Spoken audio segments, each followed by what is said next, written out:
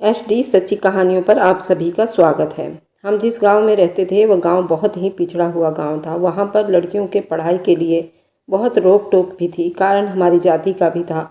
हम घर के लकड़ियों के बर्तन बनाने वाली जाति थी, जैसे कि सूप, डागर, टोकरी, कुर्सी, मोढ़ा इत्यादि। ये सब हम घर पर ही बनाया करते थे। इस जाति को बहुत ही निचली और पिछड़ी जाति मानी जाती है। मैं अपने ससुराल वालों से, यहाँ तक कि अपने रिश्तेदारों से भी लड़ झगड़ कर अपनी बेटी को स्कूल भेजा था। सभी लोग मेरी बेटी के पढ़ाई के खिलाफ थे, लेकिन कुछ दिनों से उसकी हरकतें बहुत अजीब हो गई थी। मैं पूरा दिन बातें सुनती, पर फिर भी उसको रोज़ाना स्कूल भेजती थी, मेहनत करती ताकि उसके खर्च खुद निकाल सकूं। पर आज जो चीज़ उसने मेरे सामने रखी, मैं हैरान हुई थी कि मेरी बेटी स्कूल से आई थी, उस चीज़ को हाथ में पकड़े बैठी थी, मेरे सामने ऐसे बैठी थी जैसे बहुत बड़ा वर्ल्ड कप लेकर आई हो। मैं उसकी तारीफ़ करूँगी। मैंने उससे पूछा, ये सब कुछ क्या है? क्या करती रहती हो तुम स्कूल में? तो उसने कहा कि वह कुछ नहीं करती, लेकिन मामला गड़बड़ सा था। ऐसा मामला था कि मैं किसी को बता नहीं सकती। एक दिन उसके स्कूल चली गई और दूर से देखकर पता ही चल गया कि वह क्या कर रही थी। पास जाने की हिम्मत नहीं थी, लेकिन वह मंजर मुझे मार डालने के लिए काफ़ी था, क्योंकि मेरी बेटी मेरा नाम आकांक्षा है। मैं अपनी जवानी में बहुत खूबसूरत थी, इतनी खूबसूरत थी। मेरे पति ने जब मुझे देखा तो सबके सामने ये कह दिया कि उसे दहेज नहीं चाहिए, बस लड़की से शादी कर दी जाए। वे मेरे सामने वाले गांव में ही रहते थे और कुछ रिश्तेदार भी लगते थे, क्योंकि मेरी बुआ की लड़की भी इसी गांव में ब्याही गई थी। ज़्यादा नज़दीक का रिश्ता नहीं था। हम दोनों की शादी हो गई और मैं घर आ गई। पर इस बात के लिए मेरी सास ने मुझे कभी भी माफ़ नहीं किया। मैं कुछ भी दहेज लेकर नहीं आई थी। मेरे माँ बाप ने भी मुझे कुछ न दिया था, जबकि बाकी बहनों को कुछ न कुछ दिया ही था। उन्होंने कहा कि जब तुम्हारे पति ने मना कर दिया तो फिर हम कुछ क्यों दें। मेरे पति ने कहा था कि वे सारा सामान खुद बना लेगा, लेकिन फिर हालात ऐसे आ गए, वह ना बन सका। भगवान की कृपा से मेरे 2 औलाद हुई, एक बेटा और एक बेटी। जब मेरा बेटा 18 साल का हो गया था, वह दूसरे शहर में अपने पापा के साथ ही काम करता था। अब मेरी बेटी भी जवान हो रही थी। उसने जब 8वीं क्लास पढ़ ली तो मेरी सास और बाकी देवरानियाँ जिठानियाँ ने कहा कि अब उसको घर में बिठाओ, उसे घर के काम सिखाओ, वह जवान हो रही है। लेकिन मैं चाहती थी कि मेरी बेटी कम से कम 12वीं तक तो पढ़ ले। आजकल 8वीं क्लास को क्या समझा जाता है, इसलिए मैंने उसे हाई स्कूल में दाखिला करवा दिया। वह भी पढ़ाई करना चाहती थी, उसे भी पढ़ने का बड़ा ही शौक़ था। लेकिन हमारे इस गांव में कोई सरकारी स्कूल भी नहीं था। सरकारी स्कूल में तो बहुत ज़्यादा बच्चे होते हैं और ज़्यादा तादाद होती है। यहाँ पर तो किसी ने खुद एक प्राइवेट स्कूल बना लिया था, जिसमें ज़्यादा लड़कियाँ भी नहीं थी, जगह भी कम थी, क्योंकि गांव के लोग अपनी बच्चियों को ज़्यादा नहीं पढ़ाते थे। मैंने उसे कहा कि मेरे पास फीस के पैसे नहीं हैं, आप थोड़ी मेहरबानी नहीं कर सकती? स्कूल की प्रिंसिपल और मालकिन भी एक औरत थी। उसने कहा कि मैं खुद बड़ी मजबूर हूँ, नहीं तो कुछ कर देती। मुझे इस बिल्डिंग का किराया भी तो देना होता है और बिजली का बिल भी। मैंने उसकी मजबूरी को समझा और कहा कि ठीक है, कहीं से कुछ न कुछ कर लूँगी। अब मैं घर के काम भी करती थी। शाम के टाइम टोकरी कुर्सियों की बुनाई लेकर बैठ जाती थी। कुर्सियाँ वगैरह तो मुझे बनाने आती थी, टोकरी सूप बनाना नहीं आते थे, लेकिन कुर्सियों का काम आता था। पर यह काम बहुत ही मुश्किल और लंबा होता था, उसमें बहुत टाइम लग जाता था। फिर भी इतने पैसे निकाल लेती थी कि अपनी बेटी को स्कूल का खर्चा निकाल सकूं। उसकी फ़ीस और किताबें और हर चीज़ का खर्चा मुझे ही निकालना होता था। मेरा पति भी पैसे नहीं देता था, कहता था अगर बेटी को पढ़ाना है तो अपने बलबूते पर पढ़ाओ। उसे अपने पैसों की फिक्र थी। उसे इस बात की समस्या नहीं थी कि बेटी को पढ़ाया जाए या ना पढ़ाया जाए। मैं सबसे लड़ झगड़ कर ये काम कर रही थी। कुर्सियाँ बुन बुन कर मेरे हाथ सूज जाते थे। बड़ी तकलीफ में थी। रात होती थी, मैं नींद में भी हाय भगवान की गुहार लगाती थी, क्योंकि मेरे पूरे बदन में दर्द होता था। घर के काम करती थी, साथ साथ ससुराल के भी और अपने काम भी। बच्ची के लिए भी मुझे काफ़ी सारे काम करने होते थे। उसके कपड़े इस्त्री करना, सबको सुबह टाइम पर जगाना वगैरह। ये सब कहते थे कि खुद अपने सर पर तुम पाप पटोर रही हो, अपनी बेटी को काम वगैरह सिखाओ ताकि वह घर में तुम्हारी मदद करे। तुम उसे पढ़ने भेज रही हो तो फिर यही सब कुछ होगा ना। मुझे अपनी बेटी की फ़ीस देनी थी, लेकिन अभी पैसे पूरे नहीं हुए थे। उसके 2 महीने की स्कूल की फ़ीस बाकी थी। मैं बड़ी परेशानी में थी, लेकिन प्रिंसिपल ने कहा कि ठीक है, इस महीने हम आपकी बेटी का फ़ीस माफ़ कर देते हैं। अगले महीने आपको अर्पिता की फ़ीस देनी होगी। अगला महीना भी शुरू हो गया। उससे भी 8 दिन ऊपर हो गए थे। मेरे पास पैसे नहीं थे। मेरी बेटी की फ़ीस 2,000 रुपये थे और कुछ ऊपर के खर्च भी थे, यानी मुझे पूरे 5,000 रुपये की ज़रूरत थी। 5,000 रुपये कहाँ से आते? पति से बात की तो उसने कहा कि मैंने तो तुम्हें पहले ही कहा था, मैं 1 रुपये भी नहीं दूंगा। मैंने कहा कि उसके लिए नहीं, तो मेरे अपने खर्च के लिए दे दो। उसने कहा कि तुम्हारे खर्च के लिए नहीं है, तुम अभी सब्र करो। मैंने सोचा था कि थोड़े बहुत पैसे देगा तो मैं अपनी बेटी की फ़ीस दे दूंगी, कपड़े वगैरह नहीं बनाऊंगी, लेकिन उसने मुझे पैसे नहीं दिए। मेरी बेटी घर आई, वह भी काफ़ी परेशान थी। मैं कमरे में चली गई। जब मैं दोपहर को अपने कमरे में आई, मैंने तकिया उठाया तो हैरान रह गई। तकिया के नीचे पूरे 5,000 रुपये पड़े थे। मैंने कहा, ये पैसे कहाँ से आए? ये पैसे मेरे पति ने रखे हैं। लगता है उसे मेरा एहसास हो गया, लेकिन वह बाहर बैठा अपनी माँ से बात कर रहा था कि आज मुझसे वह पैसे मांग रही थी। मैंने तो उसे रुपया नहीं दिया और मेरी सास उससे कह रही थी उसको पैसे ना दो, पैसे नहीं दोगे तो खुद ही लड़की को स्कूल भी नहीं भेजेगी। अरे घर में कितने काम होते हैं, जितनी औरतें हों उतना ही कम है। थोड़ा काम करेगी तो बाकी औरतों को भी आराम मिलेगा। तुम्हारी पत्नी का तो दिमाग खराब हो गया है। उसने कहा कि मैं उसको रोक नहीं सकता, लेकिन अगर उसको पैसे नहीं दूंगा तो खुद ही तंग आ जाएगी। इसका मतलब कि ये पैसे मेरे पति ने ही रखे थे। पर ये पैसे रखे क्यों थे? अगले दिन फिर से ऐसा ही हुआ। मेरे तकिए के नीचे 5,000 रुपये पड़े थे। मैंने तो अभी पिछले पैसे भी इस्तेमाल नहीं किए थे। मैं हैरान थी।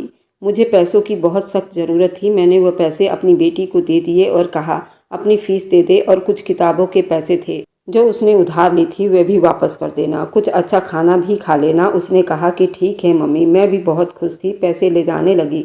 अचानक से पलटकर वापस आई और कहा, मैं आपसे बहुत प्यार करती हूँ मम्मी। मेरे गले लग गई। मैंने कहा कि मैं भी तुमसे बहुत प्यार करती हूँ। मेरी जान हो तुम, मेरे लिए सब कुछ हो। मेरा एक बेटा है, लेकिन मैं तुमसे और ज़्यादा प्यार करती हूँ। जानती हो क्यों? क्योंकि तुम में मुझे अपना साया नज़र आता है। जो कुछ मुझे नहीं मिला मैं तुम्हें वह ज़रूर दूंगी। मैं तुम्हारी पढ़ाई भी करवाऊंगी और तुम्हारे छोटे छोटे सपने भी पूरे करूंगी। उसने कहा कि मम्मी, मैं भी आपकी मदद करूंगी, मैं आपकी मदद कर सकती हूँ। मैं हैरान हुई कि वैसा क्यों कह रही है। भला वो मेरी मदद कैसे कर सकती है? मुझे लगा कि ऐसे ही प्यार मोहब्बत में आकर कह दिया होगा। मैंने कहा, बेटी माँ की सबसे अच्छी दोस्त होती है। वह स्कूल चली गई। मैंने भगवान की कृपा की।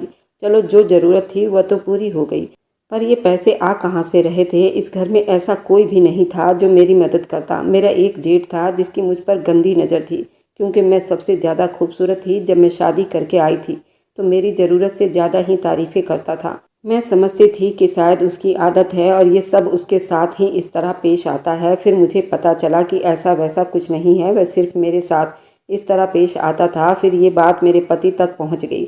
मेरे पति ने कहा कि तुमने उसके पाँव भी नहीं छूना है। ऐसे ही खूबसूरत लड़कियों को देखकर उनके साथ इस तरह शब्द इस्तेमाल करता है और बातें करता है, क्योंकि उसकी अपनी पत्नी बहुत ज़्यादा काली है।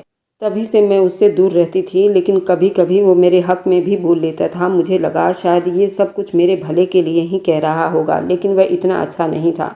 मेरे लिए 10,000 रुपये निकाल कर रखता। ये तो खुद अपनी पत्नी को पैसे नहीं देता था, तो मुझे कहाँ से देता?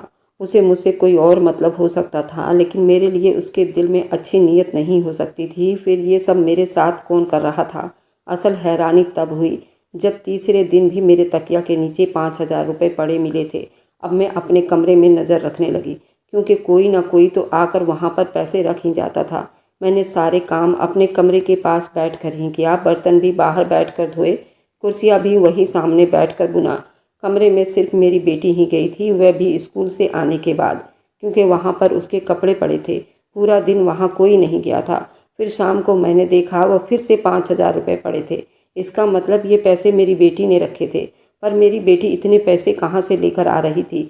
कहीं मेरी बेटी चोरी तो नहीं कर रही थी, क्योंकि इतने पैसे चोरी करके ही कमा सकती थी। मैं बड़ी परेशान हो गई। मैंने उसकी इतनी अच्छी परवरिश करने की कोशिश की थी, कहीं वह दूसरी तरफ तो नहीं निकल गई थी। मैंने एक दिन प्यार से उसे अपने पास बिठाया और पूछा कि बेटा, तुम मेरे तकिए के नीचे पैसे रखती थी? तो उसकी शक्ल पर ही लिखा था जैसे उसने किया है।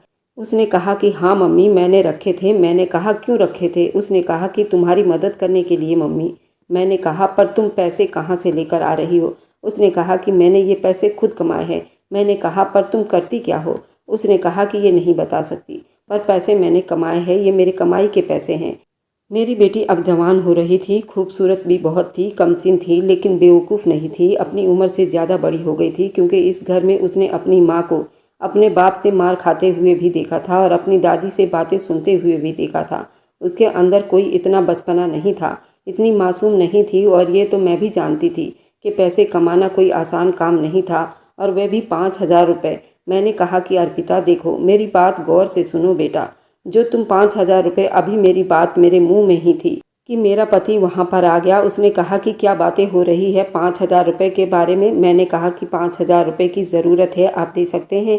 कि मुझे मजबूरन गुस्सा आ गया। मेरे पति ने कहा कि मेरे पास तो 5,000 रुपये तो नहीं है, और आकर बिस्तर पर लेट गया। मेरी बात अधूरी रह गई। मेरी बेटी कुछ बोलने लगी तो मैंने उसे ना बोलने का इशारा किया। कुछ नहीं बोलो। मैंने थोड़ा चालाकी दिखाई। मैं जानती थी ये बात मेरे पति को पता चलेगी तो बहुत बड़ा तूफान खड़ा कर देता, और वह सीधा जाकर मेरी सास को सब कुछ बता देता और पूरे गांव में ये बात फैल जाती। पहले मुझे खुद पता करना था आखिर बात क्या थी। वैसे बात बहुत अजीब थी। मेरी बेटी स्कूल जाती थी और वहाँ से 5,000 रुपये कमा कर लाती थी। आखिर स्कूल में ऐसा क्या करती थी। एक दिन में उसके स्कूल खुद ही चली गई। मैंने स्कूल में जाकर सीधा ये नहीं कहना चाहती थी कि मेरी बेटी यहाँ से 5,000 रुपये कमा कर लाती है। मैं प्रिंसिपल से पूछा कि सब कुछ ठीक है, अर्पिता ठीक से पढ़ती तो है ना, उसका व्यवहार कैसा है, ठीक तो है ना, किसी से लड़ाई झगड़ा तो नहीं करती। मैंने ये सब कुछ इसलिए पूछा था ताकि अगर कोई बहुत ही अनोखी बात होती तो प्रिंसिपल मुझे खुद ही बता देगी। पर उसने कहा कि सब कुछ ठीक है, आपकी बेटी पढ़ाई में बहुत अच्छी है और सबके साथ उसका अच्छा व्यवहार भी है, सबके साथ अच्छे तरीके से पेश आती है। इसका मतलब कि उनको भी पता नहीं था कि मेरी बेटी के लाए हुए पैसे मेरे लिए भी एक मुसीबत बन गई है। जब वह पैसे मेरे पति ने देख लिया और उसने कहा कि तुम्हारे पास तो खुद इतने सारे पैसे हैं, तो फिर तुम मुझसे क्यों मांग रही हो। मैं हैरान थी। ये पैसे तो मेरे लिए जैसे अब पाप बन गया था। अब मुझे झूठ पर झूठ बोलना पड़ रहा था। मैंने कहा कि मेरे जमा किए हुए पैसे थे, 3 महीने की फ़ीस थी, ये बेटी के फ़ीस के पैसे हैं। मेरे पति ने कहा कि उसकी फ़ीस फिर बाद में जमा हो जाएगी। वैसे भी प्रिंसिपल तुम्हारी दोस्त है। मैंने कहा वो मेरी दोस्त नहीं है। हाँ, वो मेरे गांव की ज़रूर है, लेकिन वह किसी की दोस्त नहीं है। ये पैसे वापस करो। मेरे पति ने पैसे अपनी जेब में डाल लिया और कहा कि मुझे अभी ज़रूरत है, बाद में तुम्हें वापस कर दूंगा। मुझे पता था अब वो पैसे मुझे वापस नहीं मिलने वाले, लेकिन जो भी हो रहा था बहुत ज़्यादा अजीब था। मेरे पति ने हमेशा मेरे साथ ऐसे ही किया था। मुझे अपने पति के बारे में एक और बात भी पता चली थी जो मैं अपने दिल में दबाए बैठी थी। मैंने किसी को बताया तक नहीं था। मेरा पति, जो मेरी खूबसूरती देखकर मुझ पर मरता था, जिसने दहेज लेने से मना कर दिया था, वह अब मुझसे इतना रूखा रूखा सा हो गया था कि असल में उसने दूसरी शादी कर ली थी, और वह भी दूसरे गांव में। वह अक्सर वहां पर जाता था, उसके खर्च उठाता था। सुना था कि उसका एक बेटा भी था जिसके वह खर्च उठा रहा था और बहुत खुश रहता था। मेरी सास को भी इस बारे में पता था, लेकिन उन्होंने ये बात घर में कभी नहीं की। बस वो मुझे देखकर अजीब सा मुस्कुराती थी, जैसे जानती हो कि मेरे कदम तो पहले ही ज़मीन से उखड़ चुके हैं। मुझे जब से ये बात पता चली थी, मेरे लिए मेरी बेटी पूरी दुनिया थी। मेरे बेटे को भी मेरे पति ने अपने इशारों पर नचा लिया था। वह भी मुझसे अच्छे तरीके से बात नहीं करता था। दूसरी माँ के घर वहाँ भी आता जाता था। उसको मेरे पति ने बिल्कुल अपनी तरह कर लिया था। अब मेरे लिए इस दुनिया में अगर मेरा कोई अपना था तो वो मेरी बेटी ही थी। लेकिन मैं बहुत परेशान थी। ये गांव था, यहाँ छोटी छोटी बातें बहुत जल्दी फैल जाया करती थी। उसके लिए मुझे सोच समझकर कदम बढ़ाना था। एक दिन मैं स्कूल चली गई। मैंने सोचा कि देखती हूँ कि मेरी बेटी क्या कर रही है, क्योंकि वो पैसे तो स्कूल से ही काम करके लाया करती थी। पर जब स्कूल गई तो ये बात जानकर हैरान रह गई कि मेरी बेटी तो स्कूल में थी ही नहीं। मैंने उसी के दोस्त से पूछा कि अर्पिता कहाँ है। मैं उसकी दोस्त को भी अच्छी तरह से जानती थी। उसने कहा कि हमें नहीं पता, अभी तो छुट्टी होने में थोड़ा टाइम था। मैंने कहा क्या वह रोज़ इसी टाइम नहीं होती। उसने कहा कि हमारी आखिरी पीरियड की मैडम ने 3 महीने की छुट्टी ली हुई है, तो आखिरी पीरियड फ्री होता है, हम उसमें बैठकर अपनी पढ़ाई करते हैं। वह हमें काम देकर गई हुई है, और आखिरी पीरियड में अर्पिता यहाँ पर नहीं होती।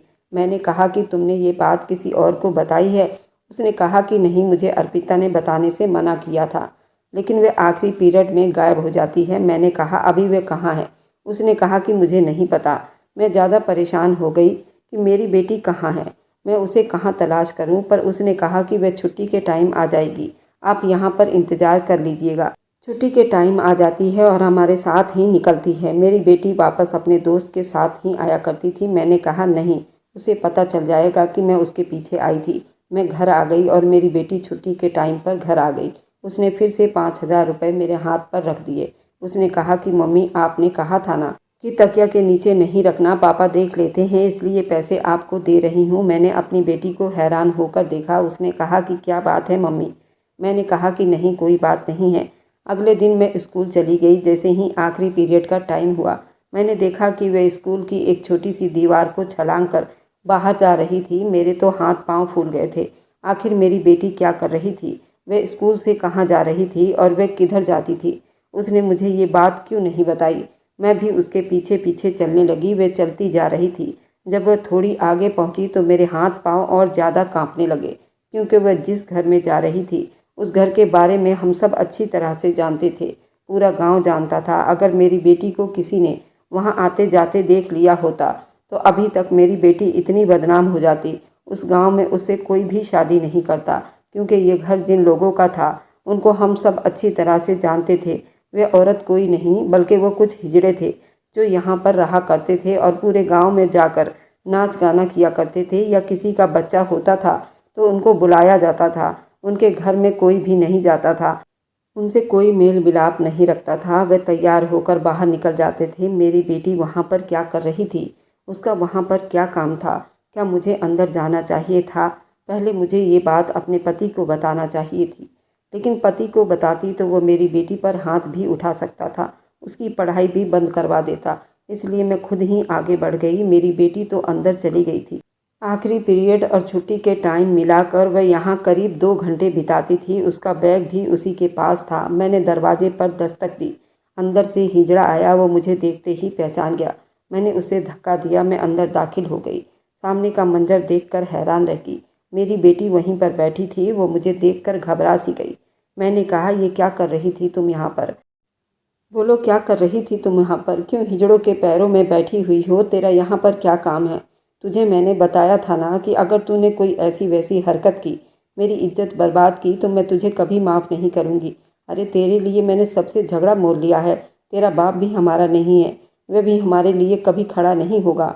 हम पर कोई मुसीबत आएगी तो सारे खानदान वाले तालियां बजाएंगे। क्या कर रही थी तुम यहाँ पर? मैं अपनी बेटी को थप्पड़ मारने लगी। हिजड़ों के गिरोह ने मेरा हाथ पकड़ा और रोक लिया। मैंने अपना हाथ झटका और छुड़ा लिया। मैंने कहा, क्या कर रही हो तुम लोग मेरी बेटी के साथ? तब उसने मुझे ऐसी बात बताई कि मेरे आंखों से आंसू निकल गए और मैं ज़मीन पर ऐसे बैठ गई जैसे मेरे बदन से आत्मा निकल गई हो।